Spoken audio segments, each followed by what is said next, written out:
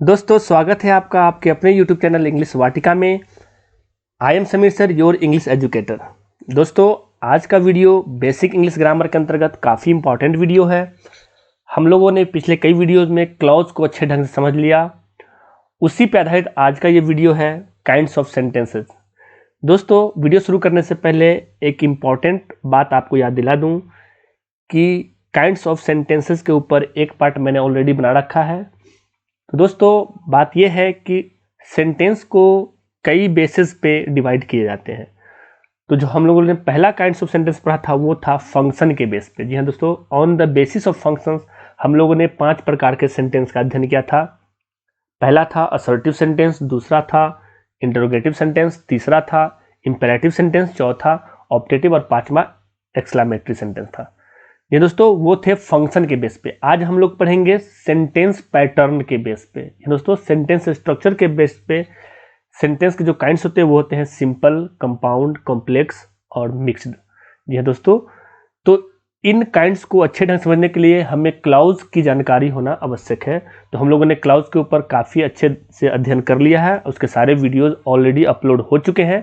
तो आप लोग पहले क्लाउज को अच्छे ढंग से समझ ले ताकि आज का वीडियो आपको काफ़ी आसान लगे।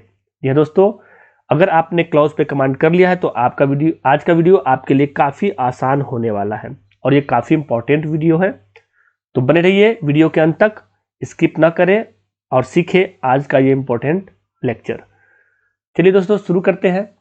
लेकिन शुरू करने से पहले पिछले वीडियो में हमने आपसे कुछ प्रश्न किए थे, प्रैक्टिस के लिए दिए थे, जिसमें आपको एडजेक्टिव क्लाउज पहचानने थे।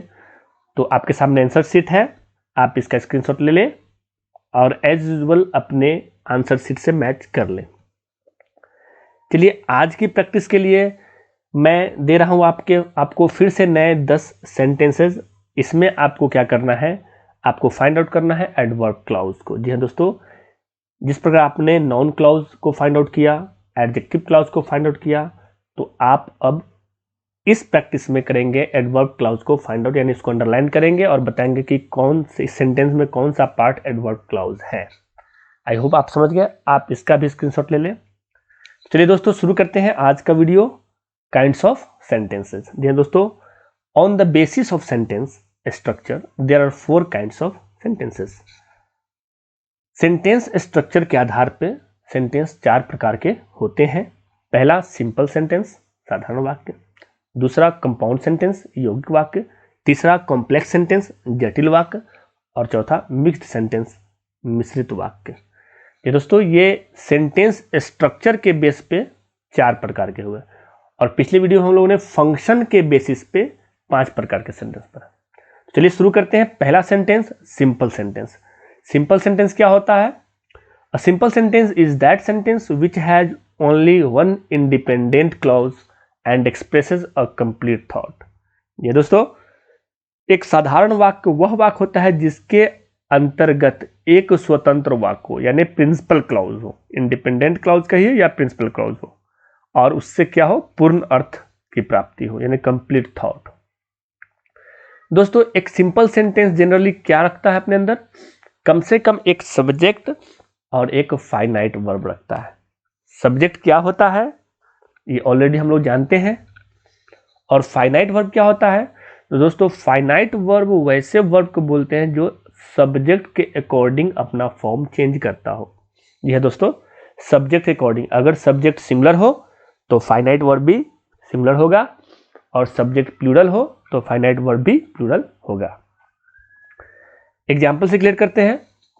ही हैज अ पेन, ये एक सिंपल सेंटेंस है, इसमें सब्जेक्ट ही है और वर्ब हैज है और ये कंप्लीट थॉट भी दे रहा है, तो simple sentence. They have plenty of books, उनके पास बहुत सी किताबें हैं, तो सब्जेक्ट दे है और हैव आपका फाइनाइट वर्ब है। तो देखा दोस्तों आपने, इस सेंटेंस में ही सब्जेक्ट है, उसके अकॉर्डिंग हैज फाइनाइट वर्ब। इस सब्जेक्ट में इस सेंटेंस में दे सब्जेक्ट है, उसके अकॉर्डिंग हैव फाइनाइट वर्ब। तो जो वर्ब सब्जेक्ट के अकॉर्डिंग आता है वो कहलाता है फाइनाइट वर्ब। तो आपके सिंपल सेंटेंस में कम से कम एक सब्जेक्ट और एक फाइनाइट वर्ब का होना आवश्यक होता है। तो ये दोनों सेंटेंस हो गए आपके सिंपल सेंटेंस। आगे देखते हैं। He waited for the train, एक सिंगल सब्जेक्ट और सिंगल वर्ब दोनों मिलकर एक कंप्लीट थॉट, तो हो गया simple sentence. The train was late, subject train, verb was और कंप्लीट थॉट दिया, ये हो गया सिंपल सेंटेंस।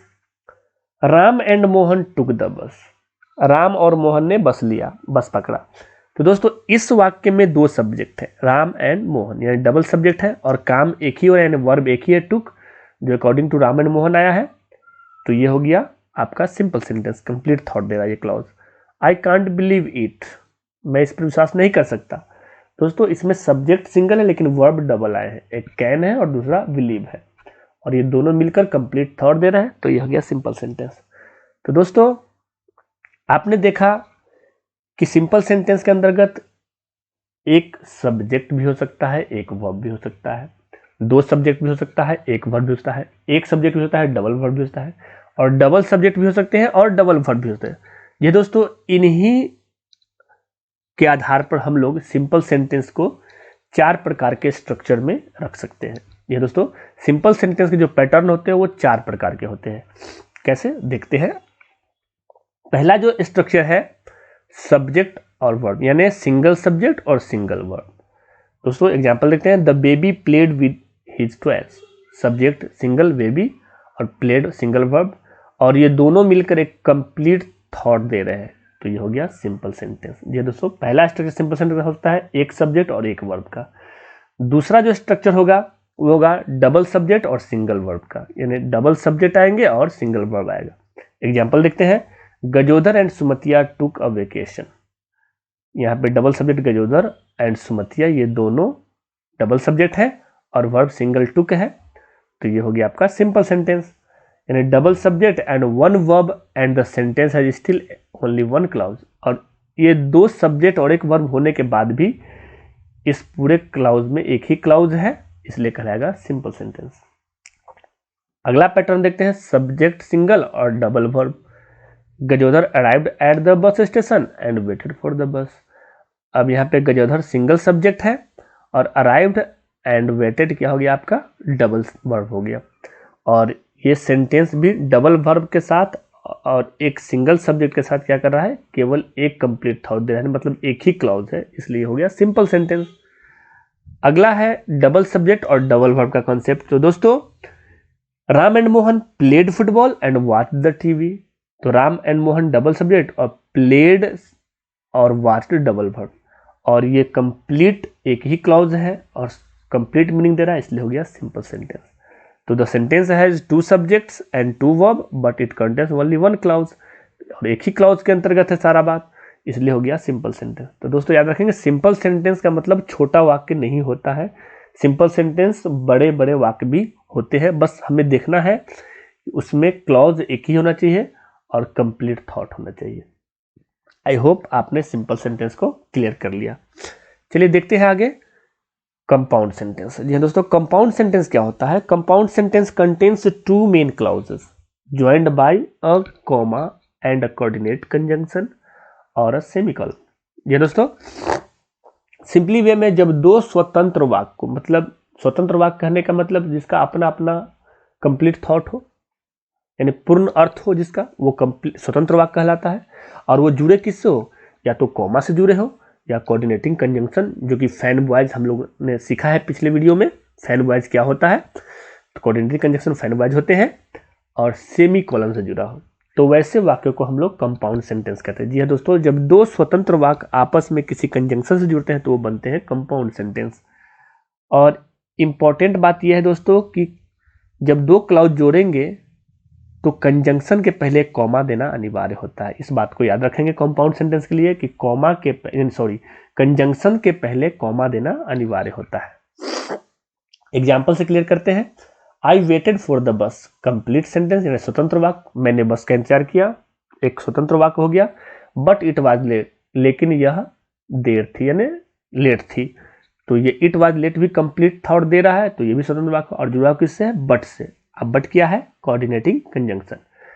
तो इस प्रकार के दो स्वतंत्र वाक्य कोऑर्डिनेटिंग कंजंक्शन जुड़कर क्या बन गए, कंपाउंड सेंटेंस बन गया, और कोऑर्डिनेटिंग कंजंक्शन के पहले क्या लगाया गया, कॉमा लगाया गया। याद रखेंगे दोस्तों, ये हो गया आपके compound sentence. I live in Patna and my family lives in village, दोनों सेंटेंसेस का एक कंप्लीट थॉट है, स्वतंत्र उपवाक्य है और जुड़े हुए एंड से, इसलिए हो गया compound sentence. You can come with us, आप मेरे साथ आ सकते हैं, हम लोगों के साथ आ सकते हैं, और यू कैन स्टे होम, या आप लोग घर पे रुक सकते हैं। तो ये दोनों सेंटेंस का अपना कंप्लीट थॉट है और ये जुड़ा हुआ कोऑर्डिनेटिंग कंजंक्शन और से, तो ये हो गया आपके कंपाउंड सेंटेंस। सिंपली दोस्त हम कह सकते हैं कि कंपाउंड सेंटेंस में दो सेंटेंसेस जो होते हैं जो कोऑर्डिनेटिंग क्लॉज होते हैं, यानी दो कोऑर्डिनेटिंग क्लॉज आपस में जुड़कर एक कंपाउंड सेंटेंस का निर्माण करते हैं। और कोऑर्डिनेटिंग क्लॉज क्या होता है हम लोग पढ़ चुके हैं क्लॉज वाले चैप्टर में, तो आप उसको एक बार देख लें और समझ लें। जब दो स्वतंत्र वाक्य, दो कोऑर्डिनेटिंग क्लॉज आपस में जुड़कर क्या निर्माण करते हैं, कंपाउंड सेंटेंस का निर्माण करते हैं। अंतिम एग्जाम्पल है he doesn't speak Hindi for he is from America. वह हिंदी नहीं बोलता है क्योंकि वह कहाँ से है, अमेरिका से है। तो ही इज फ्रॉम अमेरिका का भी अपना एक स्वतंत्र थॉट है, कंप्लीट थॉट है, और ही डजंट स्पीक हिंदी का भी कंप्लीट थॉट है, और ये दोनों जुड़े हुए किससे हैं, कोऑर्डिनेटिंग कंजंक्शन फॉर से, इसलिए दोनों मिलकर क्या बने, कंपाउंड सेंटेंस। तो ये दोस्तों कंपाउंड सेंटेंस बिल्कुल आसान होता है, बस दो स्वतंत्र उपवाक्य को कोऑर्डिनेटिंग कंजंक्शन से जोड़ दीजिए, वो बन जाता है कंपाउंड सेंटेंस। आई होप आपने कंपाउंड सेंटेंस समझ लिया। चलिए देखते हैं कॉम्प्लेक्स सेंटेंस। कॉम्प्लेक्स सेंटेंस क्या होता है दोस्तों, कॉम्प्लेक्स सेंटेंस जटिल वाक्य। तो complex sentence contains a main clause, main clause बोले तो इंडिपेंडेंट क्लॉज, एंड वन और मोर डिपेंडेंट क्लॉज, डिपेंडेंट क्लॉज बोले तो सबऑर्डिनेट क्लॉज। जी दोस्तों याद रखेंगे, जिस वाक्य में एक मेन क्लॉज यानी एक प्रिंसिपल क्लॉज और एक या एक से अधिक क्या हो, सबऑर्डिनेट क्लॉज यानी आश्रित उपवाक्य हो, तो वैसे को क्या कहेंगे, कॉम्प्लेक्स कहेंगे। कंपाउंड में क्या है, दोनों स्वतंत्र वाक्य, और कॉम्प्लेक्स में क्या है, एक स्वतंत्र होगा और एक या एक से अधिक क्या होगा, आश्रित होगा। देखते हैं अगला point, if the dependent clause यानी आश्रित clause comes before the independent clause, अगर मेन क्लॉज के पहले आ जाए आश्रित clause, add a comma after the dependent clause, तो डिपेंडेंट क्लॉज के पहले के बाद में क्या करेंगे हम लोग, कॉमा ऐड करेंगे। जैसा कि पहला एग्जांपल में if you come to me, ये डिपेंडेंट क्लॉज जो पहले आ गया है, तो इसके बाद क्या ऐड करना पड़ा, एक कॉमा ऐड करना पड़ा। If the main clause comes first, अगर मेन क्लॉज पहले आ जाए तो no comma is needed between the two, दोनों के बीच कोई कॉमा नहीं पड़ती। जैसे कि देखा जाए यहाँ पे ही is the boy, main clause पहले आ गया तो उसमें कोई कॉमा की जरूरत नहीं पड़ी। आई होप आपने इस पॉइंट को क्लियर कर लिया, कॉमा कहाँ लगाना है और कहाँ नहीं लगाना है, यानी कब लगाना है और कब नहीं लगाना है। अगर डिपेंडेंट पहले हो यानी सबऑर्डिनेट पहले हो तो कॉमा लगाइए, सबऑर्डिनेट बाद में हो तो कॉमा नहीं लगाना है। The clauses of a complex sentence, यानी कॉम्प्लेक्स सेंटेंस जो क्लाउज होते हैं वो क्या होते हैं, ज्वाइंट होते हैं, जुड़े होते हैं किससे, सबऑर्डिनेटिंग कंजंक्शन से। जी हाँ दोस्तों, सबऑर्डिनेट क्लाउज जुड़ते हैं इसलिए सबऑर्डिनेटिंग कंजंक्शन का यूज होता है, और सबऑर्डिनेटिंग कंजंक्शन हम लोगों ने सीख लिया है क्लाउज वाले वीडियोज में। चलिए एग्जाम्पल से क्लियर करते हैं कॉम्प्लेक्स सेंटेंसेस को। If you come to me, यदि आप मेरे पास आओगे, सेंस तो क्लियर नहीं हो रहा है, इसका मतलब सेंस क्लियर नहीं है, तो ये क्या हो गया, सबऑर्डिनेट क्लाउज हो गया। आई शैल टीच यू इंग्लिश, मैं तुम्हें अंग्रेजी पढ़ाऊंगा। अब ये वाक्य आने के बाद पूरा कंप्लीट सेंस मिल गया कि यदि आप मेरे पास आओगे तो मैं आपको अंग्रेजी पढ़ाऊंगा। तो आई शैल टीच यू इंग्लिश, ये हो गया मेन क्लाउज, और इस पर डिपेंड कर रहा है कौन, if you come to me, independent clause.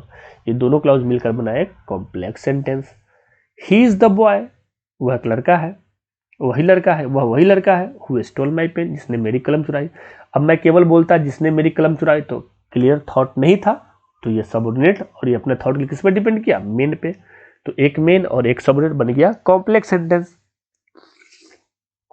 They rested, उन लोगों ने आराम किया, व्हेन इवनिंग केम, जब शाम हुई, तो जब शाम हुई क्लियर थॉट नहीं है, और इसका पूरा अर्थ क्या मिला, दे रेस्टेड पे, तो एक प्रिंसिपल और एक सबऑर्डिनेट मिलकर बन गया कॉम्प्लेक्स सेंटेंस।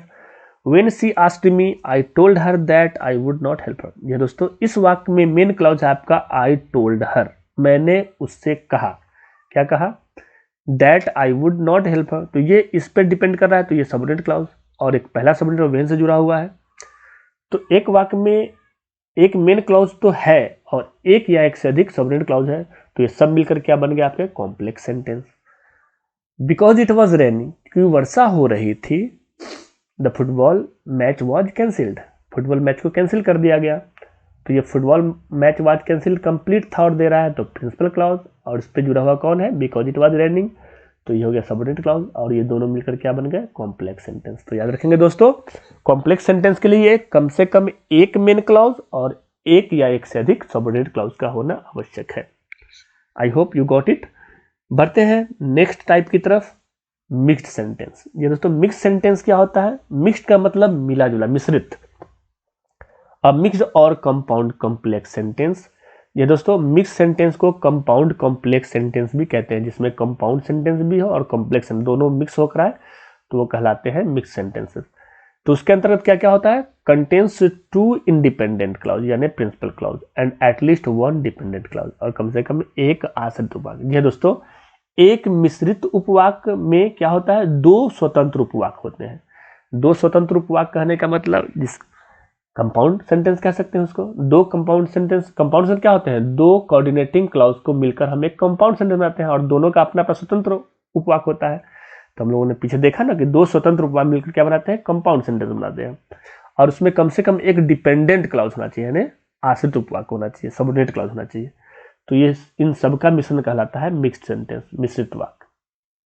तो देखा जाए एक मिक्स सेंटेंस है, यानी एक मिक्स सेंटेंस क्या क्या होना चाहिए, एक कंपाउंड सेंटेंस होना चाहिए। कंपाउंड सेंटेंस कहने का मतलब दो स्वतंत्र उपवाक्य, पीछे हम लोगों ने पढ़ा, वो होना चाहिए, और एटलीस्ट और कम से कम एक सबऑर्डिनेट क्लॉज होना चाहिए, जो अपने अर्थ के लिए किस पे डिपेंड करे, मेन क्लॉज पे, यानी किसी भी स्वतंत्र उपवाक्य पे डिपेंड करे, और इन दोनों से मिलकर बनता है एक मिक्स सेंटेंस। चलिए क्लियर करते हैं एग्जाम्पल से।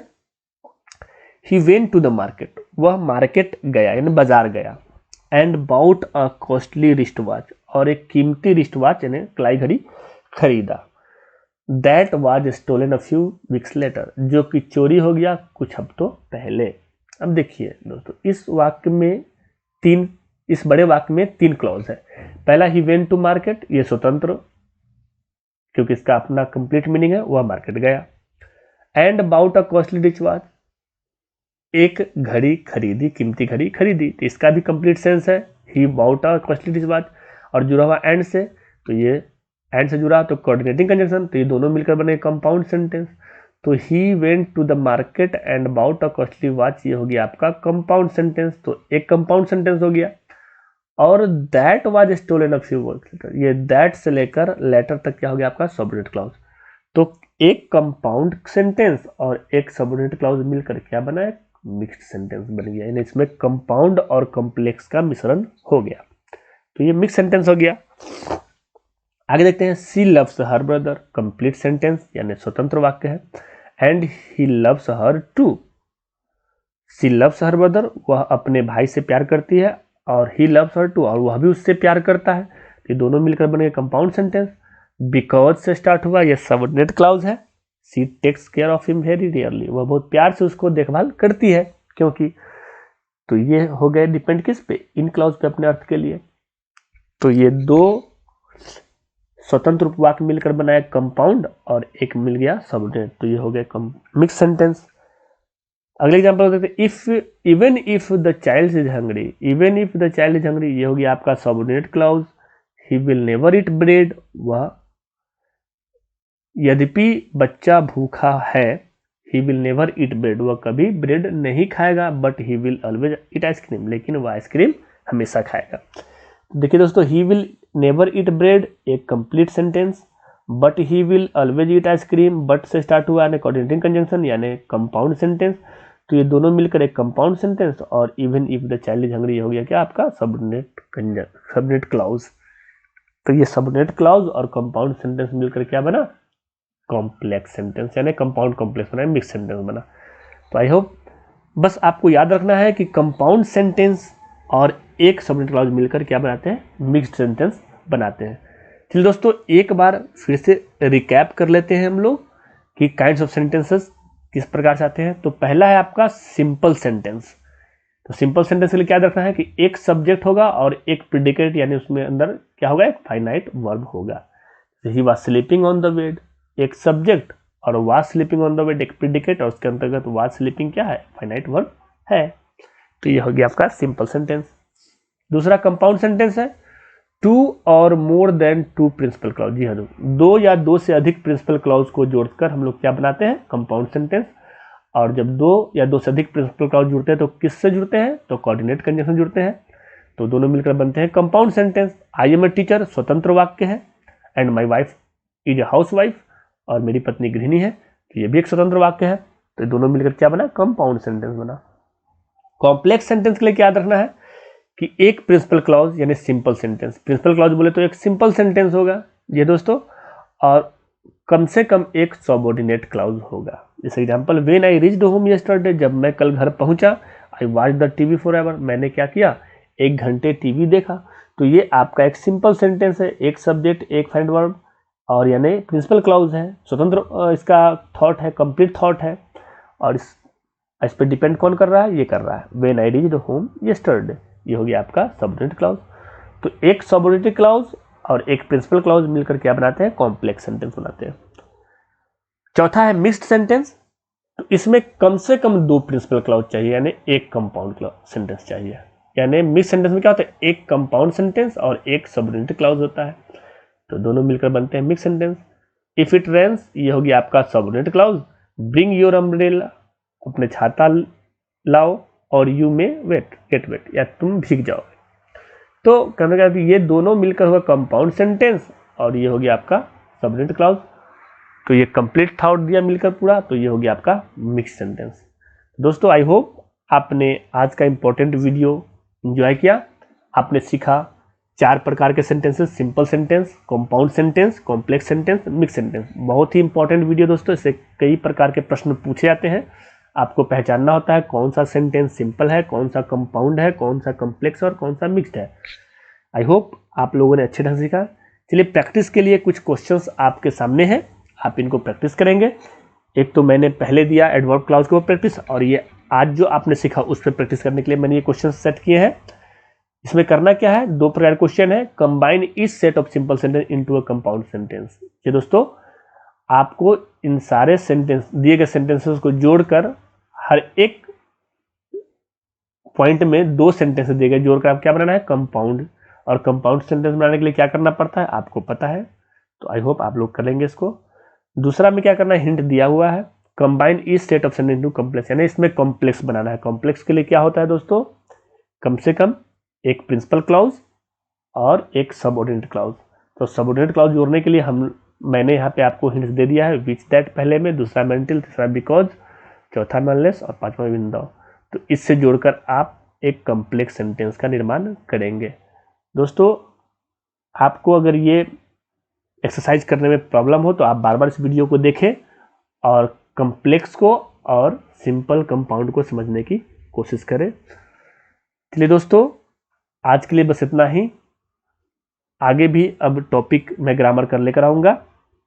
अगर आपको ये वीडियो पसंद आया तो प्लीज़ इसे लाइक करें, कमेंट करें और शेयर करें। Have a nice day, thank you.